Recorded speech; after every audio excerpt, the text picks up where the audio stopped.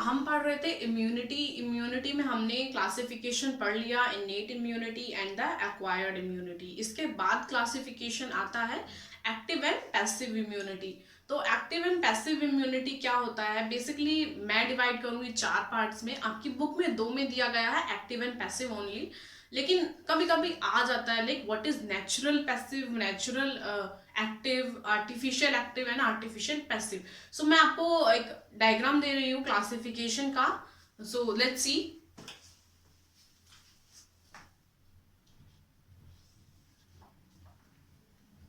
So I'll first write active and passive, and in this I'll classify natural and artificial, and in passive also natural and artificial. So active और passive immunity की बात करना क्यों जरूरी है, because active immunity हम देखें तो क्या होगा, when we encounter a pathogen और हमारी बॉडी एंटीबॉडीज फॉर्म कर रही है, that is known as active immunity. It means the body is involve actively in the process of this fighting of the infection. और पैसिव इम्यूनिटी क्या है कि हमें रेडीमेड एंटीबॉडीज मिल रही है। बेसिकली इम्यूनिटी में क्या इन्वॉल्व है, एंटीबॉडीज। तो पैसिव इम्यूनिटी वो होगी जिसमें हमें रेडीमेड कुछ भी चीज मिल जा रही है। सो एक्टिव इम्यूनिटी में भी हम 2 टाइप्स का क्लासिफिकेशन कर रहे हैं, that is artificial and the natural. So natural active immunity वो होगी जबकि हम when we really encounter the pathogen, यानी कि आज मुझे कोई डिजीज हुई है, जैसे कि बच्चों में होता है स्मॉल पॉक्स, जिसको स्मॉल पॉक्स होता है तो एक ही बार होता है, दूसरी बार नहीं होता। तो क्योंकि मेरी बॉडी ने इम्यूनिटीज बना ली है, अभी वो दोबारा मुझे इन्फेक्शन हार्म नहीं कर सकता, तो वो एक्टिव इम्यूनिटी में आता है। मेरी बॉडी ने खुद फाइट किया है उससे और खुद एंटीबॉडी बनाई है।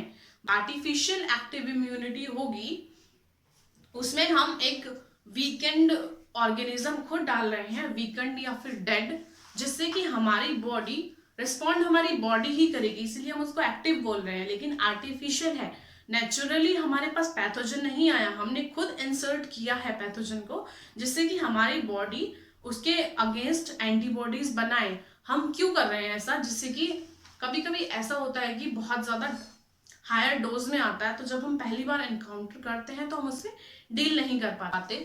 सो ये वैक्सीनेशन का इसका मेन क्लासिकल एग्जांपल आएगा वैक्सीनेशन, कि हम उसमें क्या करते हैं, हम एक वीकेंड और डेड ऑर्गेनिज्म को हम बॉडी में इंट्रोड्यूस करते हैं बाय आवर सेल्स, जिससे कि हमारी बॉडी उसके अगेंस्ट एंटीबॉडी प्रोड्यूस करे, और जब फ्यूचर में वो हम फर्दर इन्फेक्शन एनकाउंटर करेंगे तो हमारी बॉडी उसके लिए रेडी होगी, हमारे पास मेमोरी होगी कि अच्छा इससे तो हमने पहले भी फाइट किया था, लेकिन वो वीक था, वीकेंड था, लेकिन हमारे पास एंटीबॉडीज हैं और हम उससे फाइट ऑफ कर सकते हैं। सो ये आता है एक्टिव इम्यूनिटी के एग्जांपल्स में। हम कहे कि आर्टिफिशियल में आएगा वैक्सीनेशन, और जो एक्टिव नेचुरल में आएगा, जो कि नेचुरली हम एनकाउंटर करते हैं किसी भी डिजीज से। इसके बाद आती है पैसिव इम्यूनिटी। पैसिव जैसे कि नाम सजेस्ट कर रहा है कि बॉडी इन्वॉल्व नहीं है एंटीबॉडीज बनाने में, बॉडी हमें डायरेक्टली एंटीबॉडी मिल रही है।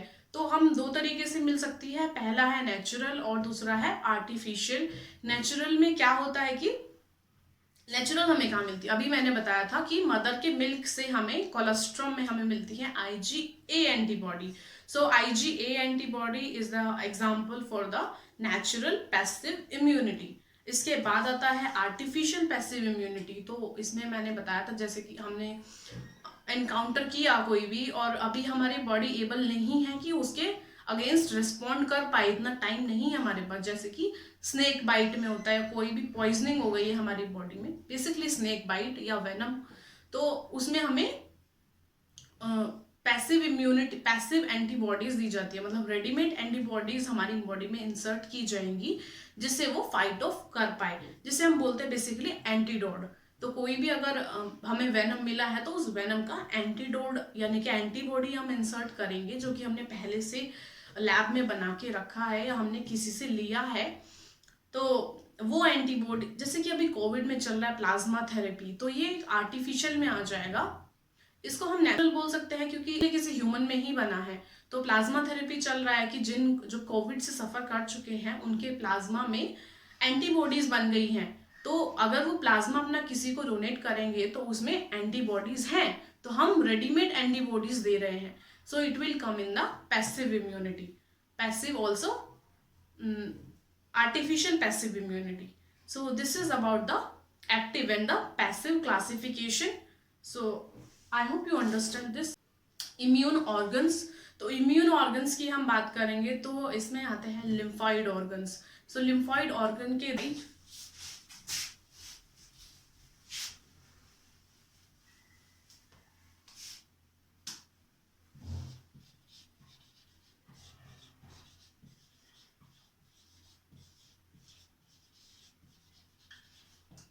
इसमें भी दो क्लासिफिकेशन है, प्राइमरी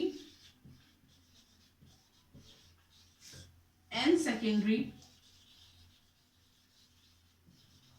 प्राइमरी में आता है bone marrow,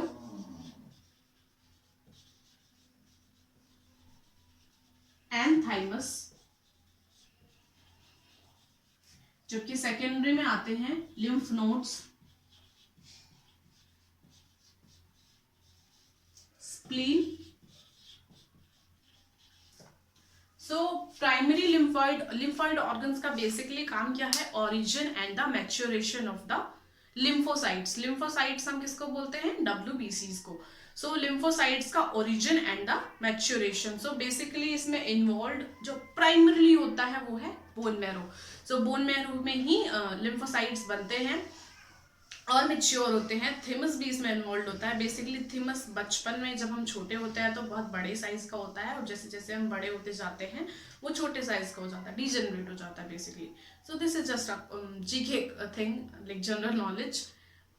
I was talking about the bone marrow and the thymus. तो बोन मैरो एंड थिमस में क्या होता है, ओरिजिन होता है and the maturation of the lymphocytes. जबकि जो सेकेंडरी लिम्फॉइड ऑर्गन्स है वो इन्वॉल्व होते हैं into the antigen antibody interaction, यानी कि जो एंटीबॉडी हमारी बनी है प्राइमरी लिम्फॉइड ऑर्गन से, वो बेसिकली उनका एंटीजन कहाँ मिलते हैं, at the site of spleen और द लिम्फ नोड्स। तो लिम्फ नोड्स बेसिकली उसको ट्रैप कर लेता है, और जब उन दोनों का इंटरेक्शन होता है और वो उसको प्रिवेंट करता है from the disease causing organisms. So primary and secondary lymphoid organs are very important in the immunity. इसके बाद एक और another structure आता है जिसको that constitutes almost 50% of the lymphoid tissue, जिसका नाम है MALT, mucosal associated lymphoid tissue.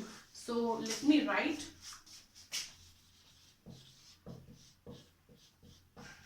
सो इसकी फुल फॉर्म कभी कभी पूछ ली जाती है, म्यूकोजल एसोसिएटेड लिम्फॉइड टिश्यू, जो कि प्रेजेंट होता है on all the mucosal membrane. Mucosal membrane कहाँ कहाँ प्रेजेंट है, लाइक नेजल म्यूकस मेम्ब्रेन और the oesophagus mucus membrane, gut mucus membrane, या फिर जनाई म्यूकस मेम्ब्रेन। सो जहाँ जहाँ म्यूकस मेम्ब्रेन प्रेजेंट है वहाँ वहाँ पे उसके इनर लेयर में हमारा लिम्फॉइड ऑर्गन प्रेजेंट होता है। That is very important and that constitutes around 50% of the lymphoid